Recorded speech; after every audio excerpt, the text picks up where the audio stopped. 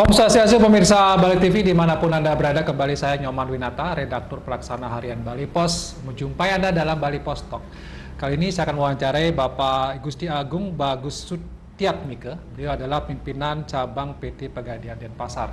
Tentu kita akan mengupas sedikit tentang bagaimana Pegadaian di Kota Denpasar ini. Kita kaitkan konteksnya adalah kondisi pandemi dan juga sekarang sudah mulai mereda pandeminya. Bagaimana pertumbuhannya, bagaimana perkembangannya, dan apa saja program-program mungkin dari Pegadaian di Denpasar ini utamanya membantu masyarakat di tengah situasi ekonomi yang masih agak memprihatinkan, katakanlah begitu. Kita sambut dulu narasumber kita, Bapak Agung Bagus Sutiatmike. Om Swastiastu. Om Swastiastu, Bapak. Kunapi kata sana? Sehat, sehat.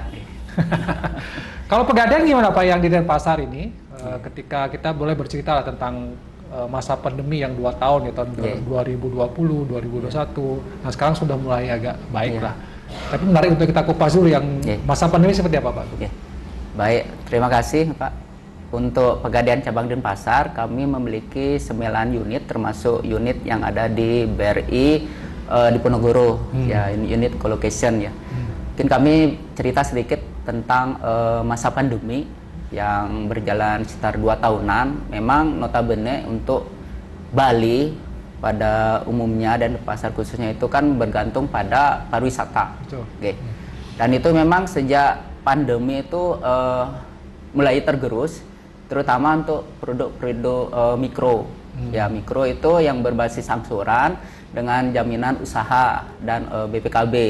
Tetapi kami mengalami peningkatan di produk core produk kami, produk inti yaitu gadai. Karena animo masyarakat untuk melakukan gadai dengan kredit yang cepat itu cukup tinggi. Memang dari portofolio produk kami itu kan sekarang masih 90% gadai ya. Seiring waktu setelah masa pandemi perlahan-lahan yang mudah-mudahan berlalu Pak ya. Mulai tahun ini sudah mulai ada peningkatan untuk produk mikro kami. Ya, mulai ada pencairan kredit termasuk untuk kredit kreasi yang berbasis usaha, kemudian kredit cicilan kendaraan itu sudah mulai ada peningkatan. Ya. Ya, range-nya masih sekitar 10 sampai dengan 15%. Ya, untuk target produk mikro kami. Secara total sampai dengan bulan ini pencapaian kami masih rata-rata sekitar 87%. Ya, 87% itu dari target ya Pak? Iya, dari target. Karena masa pemulihan ini kan mulai berangsur-angsur Pak. Ya, mulai lagi ada pencairan. Apalagi sekarang Pegadaian juga sudah bisa menyalurkan KUR Pak. Oh, sudah bisa juga? Sudah, Sebentar, berarti kalau Pegadaian itu tidak hanya gadai saja Pak ya? Tidak hanya misalnya gadai orang saja. butuh uang, dia punya barang, emas terutama, emas. datang ke Pegadaian dapat uang. Tidak hanya itu saja bisnisnya. Tidak hanya tadi itu ada yang saja. mikro juga bisa melayani kredit juga. Iya, kredit dan juga. bahkan KUR juga bisa Pak ya? Untuk kredit KUR masih transaksi dengan pinjaman 10 juta. Oh, 10 juta. 10 juta tanpa agunan, ya tanpa jaminan. Kemudian yang penting ada usaha untuk layak di survei. Bunganya juga cukup murah, Pak. Berapa itu? Ya 0,28 per bulan. 0,28% per bulan. Jadi kalau misalnya saya mau pinjam uang untuk usaha, itu tidak usah ada agunan Pak ya? Tidak usah ada agunan. Tapi syaratnya apa saja? Apakah tinggal telepon kemudian disurvei atau ada surat-surat khusus yang sebagai syarat administrasi misalnya? Ya, kalau untuk syarat administrasi tentunya surat keterangan usaha itu wajib. Oh, kemudian yang kedua domisilinya di mana nih? Apakah memang berkedudukan tetap atau Pak masih ngontrak seperti itu misalnya. Kemudian KTP, KK ya syarat-syarat yang lumrah lah artinya untuk gini yang pencairannya kok. Dan untuk pencairannya sebenarnya relatif cepat Pak. Ya nggak sampai 3 hari itu sudah bisa cair kalau untuk. Tapi ada survei dulu Pak ya? Survei usaha. Kalau sudah disurvei oleh Pegadaian, dianggap layak akan langsung cair gitu ya? Maksimal cair. 10 juta. 10 juta ya. Ini tahap awal memang 10 juta. Ya, nanti kalau misalnya bagus, ya kemudian nasabahnya berminat lagi bisa naik kelas. bisa sampai 100 juta seperti itu. Kalau di Denpasar sudah ada yang mulai Pak? Sudah. Artinya Pegadaian Denpasar sudah mulai menyalurkan untuk sudah kurnya. mulai pencairan kur. Biasanya usaha apa Pak yang sudah diberikan Memang untuk usahanya usaha mikro. Mikro ya. usaha Misalnya apa dagang gitu ya? Dagang bisa, termasuk yang jualan-jualan di pasar juga bisa. Kami biayai untuk kur, kemudian pedagang keliling misalnya bisa, ya. silakan. Yang penting dia kan domisilinya di Denpasar seperti itu. Oke, selama ini yang kur berjalan lancar, cicilannya berjalan lancar Pak? Cicilan sampai dengan saat ini lancar. Lancar ya? Ya, Tidak karena banyak kan yang macet gitu ya? kan sangat-sangat murah lah kalau 0,28% ya? 0,28% per bulan. Baik. Seperti itu. Selain kur ada juga produk lain Pak yang sedang dikembangkan oleh Pegadaian? Pegadaian, kami juga ada produk cicilan kredit, cicilan kendaraan, motor atau mobil, baik itu baru atau bekas, yang namanya amanah Pak. Oh amanah. Amanah, niki bisa juga untuk pegawai dan untuk pemilik usaha. Ya, itu bunganya cukup murah, 0,9%. Ya, dan untuk DP juga relatif ringan, sebenarnya 10 sampai dengan 15%. Jadi bisa kredit untuk motor yang baru atau bekas mobil juga sama Mobil Pak, juga ya? sama. Yang bisa. Kelebihan dari Pegadaian adalah bunganya yang sama Ya, gitu ya? bunganya yang relatif murah dan kami tidak ada penaltinya. Tidak ada penaltinya? Ketika kita mau melunasi kredit, artinya jangka waktu misalnya ini 3 tahun Pak, Bapak mau lunasi 2 tahun mau dilunasi, ya boleh. Tidak kena penalti? Tidak ada penalti, tapi kita berikan diskon. Malah ada diskon ya Pak ya? Jadi relatif ringan. Relatif ringan Pak. Ya. Oh, ternyata banyak juga ya Pak ya bisnis dari Pegadaian. Iya, jadi di Pegadaian itu tidak hanya gadai. Tidak hanya gadai saja. Termasuk juga untuk investasi emas juga, ya sangat-sangat ini. Karena kami memang pionir untuk investasi emas. Dulu kami mulai itu kerjasama dengan Aneka Tambang waktu itu. Kemudian sekarang kita juga sudah kerjasama dengan UBS juga ya. Bahkan kita juga sudah punya produk sendiri untuk emas batangannya itu dari Galeri 24. Ya. Berarti sebenarnya karena tidak lepas dari visi misi dari Pegadaian sendiri sebenarnya untuk membantu masyarakat. Membantu masyarakat yang memberantas rentenir, ijon seperti itu. Mengatasi masalah? Ya, mengatasi masalah tanpa masalah. Nah, ini slogan yang sangat membekas di pikiran kita ya Pegadaian. Tapi kita mungkin juga perlu dapat informasi tadi bahwa Pegadaian tidak hanya gadai saja, tapi ada kurnya, ada kredit juga amanah gitu Pak ya.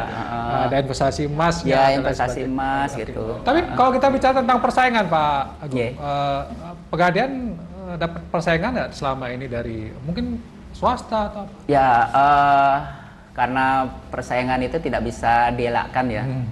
Dan memang untuk memperbaiki diri kita perlu ada pesaing-pesaing. Dan sampai sekarang memang ada beberapa pesaing kita yang di Denpasar sendiri ya sudah ada. Tapi ini mungkin kemudian meningkatkan pelayanan juga Pak ya? Kita berubah baik itu dari sisi transformasi digitalnya Pak. Ya. Sudah ramah digital. Kita sudah ada aplikasi digital yang namanya PDS, Pegadaian Digital Service. Jadi di sana nasabah sebenarnya bisa saja mau gade itu via HP. Jadi tinggal di pick up barangnya. Jadi kita akan ke sana ke rumah. Mendatangi bisa, ke rumah bisa ya. Kemudian bisa booking juga, tidak perlu antre di outlet gitu. Itu bisa memanfaatkan produk digital kami. Ya, Pegadaian Digital Service seperti itu. Dan memang untuk menghadapi pesaing kami pun juga melakukan promo-promo, kemudian ya bagaimana pemasaran secara masif seperti itu Pak ya. Dan intinya juga kami memposisikan diri bahwa di Pegadaian itu semuanya aman, terjamin dan transparan seperti itu. Emasnya aman gitu Pak ya? Aman. Ya. Jadi kalau hilang misalnya gimana Pak? Kalau saya gadein emas, misalnya taruh di mana hilang? Hilang pun akan diganti karena kita kan milik pemerintah Pak. Ada berapa prosedurnya seperti itu, harganya berapa pasti kita ganti. Tapi karena sebenarnya tidak banyak Pak ya kejadian yang hilang karena dijaga ketat Pak ya? Sampai dengan saat ini tidak ada kejadian seperti itu, Pak. Ya. Tapi kalau misalnya ya apes pun misalnya hilang akan tetap diganti Ya, ada dengan harga yang sama. Baik, mungkin ada program lain ke depan Pak yang akan dilakukan oleh Pegadaian, mungkin di pasar ya khususnya ini, karena kan bagaimanapun juga seperti tadi kan ingin menolong masyarakat intinya gitu ya, dari rentenir, dari apa namanya sistem ijon dan lain sebagainya. Apa yang akan dilakukan oleh Pegadaian dan pasar Pak untuk ke depannya? Baik, terima kasih. Untuk Pegadaian Denpasar ada beberapa program sebenarnya Pak untuk kedepannya itu. Yang pertama ini yang sudah berjalan itu untuk program Gade Peduli Pak. Gade Peduli. Ya, sampai dengan 31 Agustus itu kami peruntukkan bagi nasabah-nasabah baru.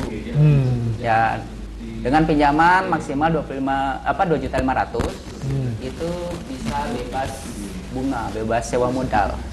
Ya, sewa modal 0%. Kemudian yang kedua, kami juga semakin gencar untuk mencari agen-agen Pegadaian. Oh, ada agen? Ada, ya.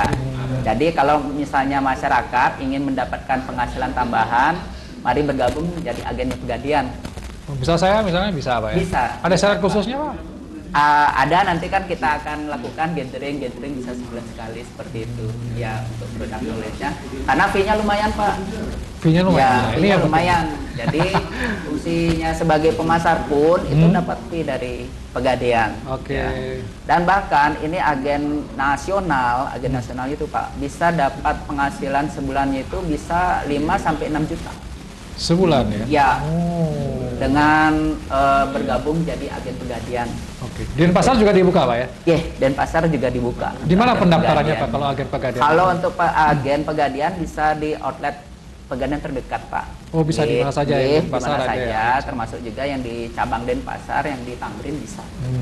Nanti bisa aktivasi, modalnya yang penting ada handphone Android. Handphone Android sudah cukup. Ya, sudah cukup. Kemudian ya, di samping agen itu juga kami masih menyalurkan program bina lingkungan. Nah, jadi kami membantu lingkungan sekitar, misalnya ada renovasi di pasar ataukah di Banjar atau di ini. Ya, program bina lingkungan itu memang khusus untuk lingkungan sekitar, Pak. Itu semacam CSR gitu? Ya, semacam CSR seperti itu. Membantunya dalam bentuk dana atau barang gitu ya Pak? Barang biasanya, termasuk untuk renovasi rumah ibadah, pura, ya bisa lewat bina lingkungan seperti itu. Itu bagian dari kepedulian Pegadaian terhadap. Oke. Mungkin ada closing statement dari Pak Agung, himbauan atau mungkin harapan kepada masyarakat, atau bahkan mungkin pesan harus berhati-hati juga ya Pak ya, kalau dengan Pegadaian jangan sampai tadi terjebak pada katakanlah perintah darat gitu ya Pak. Silakan Pak mungkin. Baik, terima kasih Pak. Kami dari Pegadaian cabang Denpasar menginformasikan pada masyarakat sekitarnya bahwa Pegadaian itu milik pemerintah. Jadi semua transaksi itu dijamin keamanannya, dan di Pegadaian itu tidak pernah melaksanakan lelang online. Ya. Kemudian pelaksanaan lelang di Pegadaian itu dilakukan secara transparan. Ya. Jika nasabah ingin bertransaksi, silakan menghubungi Pegadaian terdekat yang lambangnya warna hijau. Ya, karena kami sudah berumur 120-an tahun, itu sejak 1901. Jadi sudah terjamin keamanannya. Dan terakhir pesan saya, kalau Bapak Ibu ingat emas, ingat Pegadaian. Mungkin itu saja. Terima kasih. Terima kasih Pak Agung, luar biasa. Sudah memberikan informasi yang saya kira sangat penting ya dalam situasi ekonomi seperti sekarang ini, dan ada misi yang luar biasa dari Pegadaian bagaimana menyelamatkan masyarakat dari alita darat, sistem ijon dan lain sebagainya. Ini tentu harus kita manfaatkan. Sudah berpengalaman lebih dari 100 tahun Pak ya. Tentu tahun, lebih terjamin, dan mudah-mudahan ini bisa memberikan manfaat bagi kita bersama. Kemudian Bali Pos Talk kali ini saya ucapkan terima kasih atas perhatiannya. Saya tutup dengan Perma Santi. Om Santi. Terima kasih, sampai jumpa.